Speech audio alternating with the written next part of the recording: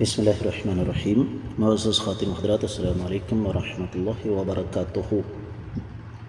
قرآن مجید بنیادی طور پر تربیت اور اصلاح کی کتاب ہے، اور تربیت اور اصلاح بغیر عقیدے کے ہو ہی نہیں سکتی۔ رب کائنات نے قرآن مجید میں قدم قدم پر ہمیں عقیدہ توحید سکھایا، اسی کا ایک تسلسل آج کی آیت مبارکہ ہے۔ رب کائنات نے ہمیں دن، رات اور نیند وغیرہ کی مثال دے کر سمجھایا۔ کیسے سمجھایا؟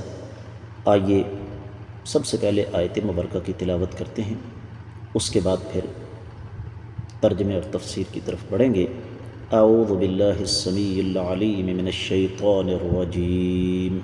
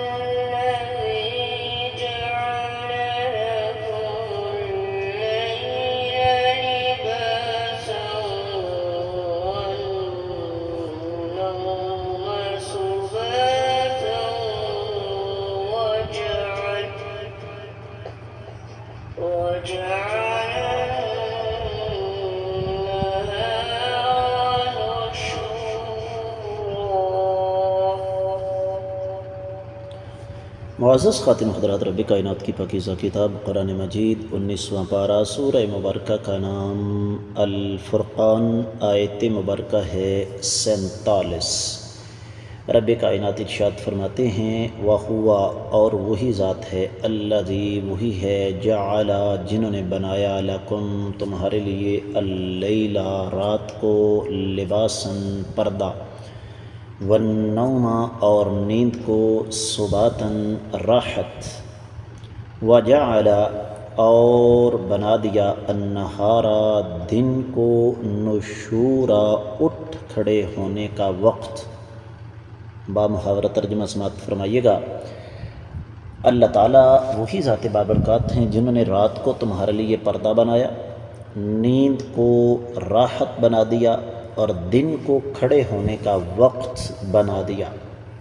امام ابن کثیر رحمہ اللہ اس آیت مبارکہ کی تفسیر بیان کرتے ہوئے سب سے پہلی بات یہ بیان فرماتے ہیں کہ لباسا سے مراد ہے کہ جو تمہارا جسم ہے، جس طرح لباس کے اندر چھپ جاتا ہے، جس طرح لباس تمہیں ڈھانپ لیتا ہے، بالکل اسی طریقے سے رات بھی تمہیں ڈھانپ لیتی ہے۔ جس طرح دوسرے مقام پر رب کائنات فرماتے ہیں، سورۃ اللیل کی پہلی آیت مبارکہ ہے کہ واللیل اذا یغشا، رات جب ڈھانپ لے۔ سورۃ الشمس کی چوتھی آیت مبارکہ ہے واللیل اذا یغشاہا۔ پھر فرمایا نیند کو اللہ مالک العلم رب الجلال والاکرام نے تمہارے لیے آرام کا ذریعہ بنا دیا۔ اس کا مفہوم امام ابن کثیر فرماتے ہیں، قطعا للحرکت لراحت الابدان، کہ نیند کی حالت میں انسان راحت اور آرام حاصل کرنے کے لیے ہر قسم کی حرکت سے کٹ جاتا ہے۔ انسانی اعضاء یہ مسلسل حرکت کی وجہ سے تھک جاتے ہیں، اور یہ حرکت دن کے وقت ہونی چاہیے۔ اور فرمایا کہ جب رات آتی ہے تو یہ حرکات رک جانی چاہیے۔ جب نیند آتی ہے تو اس سے صرف جسم کو راحت نہیں ملتی بلکہ روح کو بھی راحت ملتی ہے۔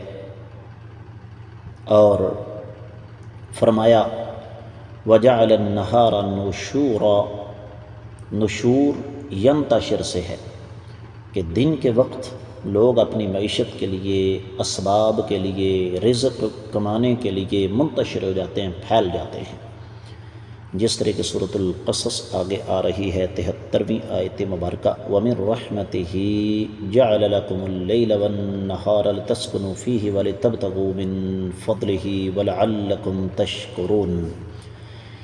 اللہ تعالیٰ کی رحمت کا ہی ایک تسلسل ہے کہ اللہ تعالیٰ نے تمہارے لیے دن اور رات بنائے تاکہ تم سکون حاصل کرو اور اللہ تعالیٰ کا فضل تلاش کرو اور تاکہ تم اللہ تعالیٰ کا شکر ادا کر سکو۔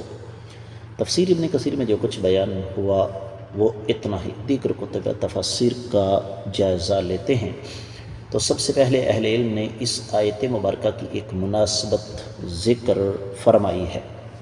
خاص طور پر ابن عاشور نے التحریر والتنویر میں یہ لکھا ہے کہ اللہ ملک العلم رب الجلال والاکرام نے ذکر کیا سائے کا، رات اور دن کا، تو رات یہ دراصل سائے سے مشابہ ہے، اس لیے کہ وہ اندھیری ہوتی ہے، اس کے پیچھے دن کی روشنی چل رہی ہوتی ہے۔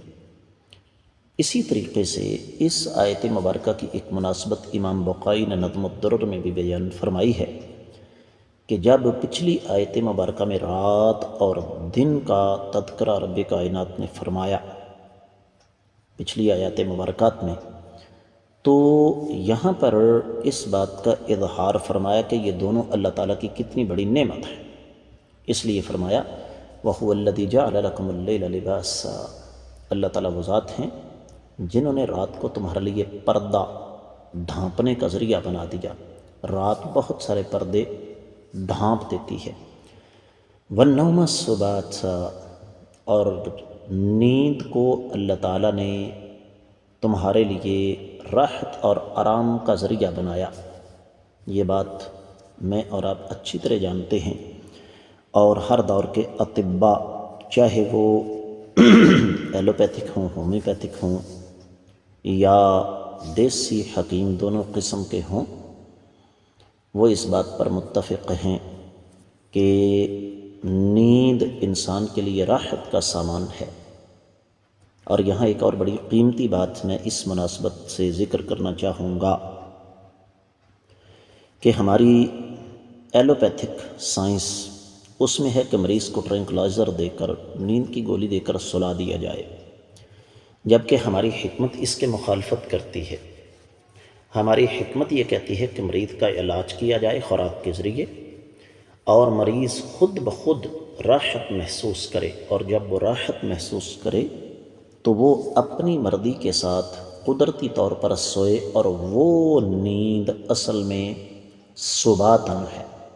اس حوالے سے مفسرین کرام کی ایک لمبی چوڑی فہرست ہے میرے سامنے، جس کا میں یہاں اختصار کی وجہ سے ذکر نہیں کرنا چاہتا، انہوں نے اس پر بڑی تفصیل سے روشنی ڈالی ہے۔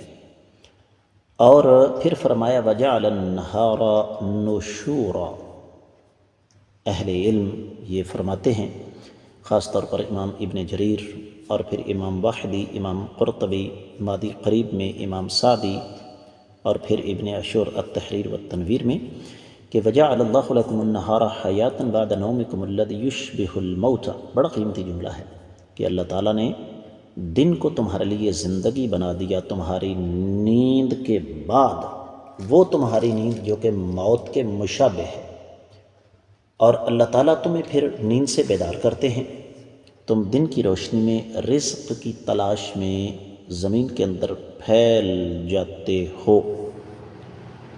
رب کائنات قرآن مجید میں یہ مضمون ایک سے زیادہ مقامات پر بیان فرما چکے۔ سورۃ الاسراء یا بنی اسرائیل 12ویں آیت مبارکہ وَجَعَلْنَا اللَّيْلَ وَالنَّهَارَ آيَتَيْنِ فَمَحَوْنَا آيَةَ اللَّيْلِ وَجَعَلْنَا آيَةَ النَّهَارِ مُبْصِرَةً لِتَبْتَغُوا فَضْلًا مِّن رَّبِّكُمْ، ہم نے رات اور دن کو اپنی دو نشانیاں بنایا، اور ہم رات کی نشانی کو مٹا دیتے ہیں اور دن کو ہم نے دیکھنے کا ذریعہ بنا دیا تاکہ تم اپنے رب کا فضل تلاش کر سکو۔ سورہ غافر 61ویں آیت مبارکہ اللہ الذی جعل لکم اللیل لتسکنوا فیہ والنہار مبصرا، ان اللہ لذو فضل علی الناس ولکن اکثر الناس لا یشکرون۔ اللہ تعالیٰ وہ ذات ہیں جنہوں نے رات کو تمہارے لیے سکون کا ذریعہ بنایا اور دن کو دیکھنے کا ذریعہ بنایا۔ اللہ تعالیٰ لوگوں پر اپنا فضل اور کرم کرتے ہیں، لیکن لوگوں کی اکثریت اللہ تعالیٰ کا شکر ادا نہیں کرتی۔ اور اس مناسبت سے پھر ایک حدیث جو کہ صحیح بخاری میں ہے 6324 سیدنا حذیفہ رضی اللہ تعالیٰ عنہ بیان فرماتے ہیں کہ کائنات کے امام صلی اللہ علیہ وسلم جب رات کو سونے کا ارادہ فرماتے تو دعا پڑھتے، بسمک اللہم اموت و احیا، اے اللہ جی میں آپ کے نام سے مرتا ہوں اور زندہ ہوتا ہوں۔ اور جب نیند سے بیدار ہوتے تو فرماتے الحمدللہ الذی احیانا بعدما اماتنا و الیہ النشور۔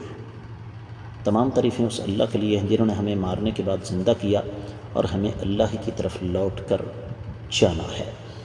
بات کو آگے بڑھاتے ہیں۔ معزز خواتین و حضرات، اہل علم نے ایک اور بات بیان فرمائی ہے کہ رب کائنات نے یہاں پر ہمیں رات کا تذکرہ پہلے ہمارے سامنے کیا۔ وجہ کیا ہے؟ سبب کیا ہے؟ کہ انسان فطری طور پر راحت اور آرام کو پسند کرتا ہے، تو رات لباس ہے اور نیند انسان کے لیے راحت کا باعث ہے۔ اہل علم کا یہاں بڑا پیارا جملہ ہے واحد تفسیر میں، وَفِي النَّوْمِ يَمُوتُ الْإِنسَانُ مَوْتَةً صُغْرَىٰ، انسان نیند کی حالت میں چھوٹی موت مر جاتا ہے۔ اور نیند کی حالت میں انسان ایک جسم کی طرح ہوتا ہے لیکن دل دھڑک رہا ہوتا ہے، اور سونے والا غفلت میں نہیں اس کو پتہ ہوتا کہ اس کے ارد گرد کیا ہو رہا ہے، جبکہ انسان کے دیگر اعضاء کام کر رہے ہوتے ہیں۔ رب کائنات نے سورہ زمر کی 42ویں آیت مبارکہ میں ارشاد فرمایا اللہ یتوفی الانفس حین موتها والتی لم تمت فی منامها، اللہ تعالیٰ نیند کے وقت لوگوں کو مار دیتے ہیں۔ تو اگر رات نہ ہوتی تو انسان کبھی بھی سکون حاصل نہ کر سکتا۔ اور یہاں ایک اور بڑی قیمتی بات میں آپ کو سمجھا دوں کہ دن آپ 10 گھنٹے سو لیں، رات کے 4 گھنٹوں کا مقابلہ نہیں کر سکتے۔ ہمارے ہاں یہ جو گندا کلچر فروغ پا چکا ہے، رات کو جاگنا اور دن کے وقت سونا، اس سے بہت سارے نفسیاتی، طبی، معاشی اور معاشرتی مسائل پیدا ہو رہے ہیں۔ سبات کا معنی تمام قسم کی حرکات کو کاٹ کر انسان ایک جگہ رک جائے۔ نشور اس کا معنی انتشار سے ہے کہ انسان اٹھے، بھاگ دوڑ کرے۔ بات کو اختتام کی طرف لے کر جاتے ہیں۔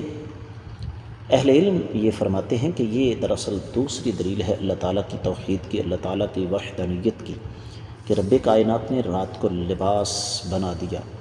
انسان جو مرضی کر لے، جتنی مرضی بتیاں جلا لے، لیکن رات کے اندھیرے کو کما حقہ یہ ختم نہیں کر سکتا۔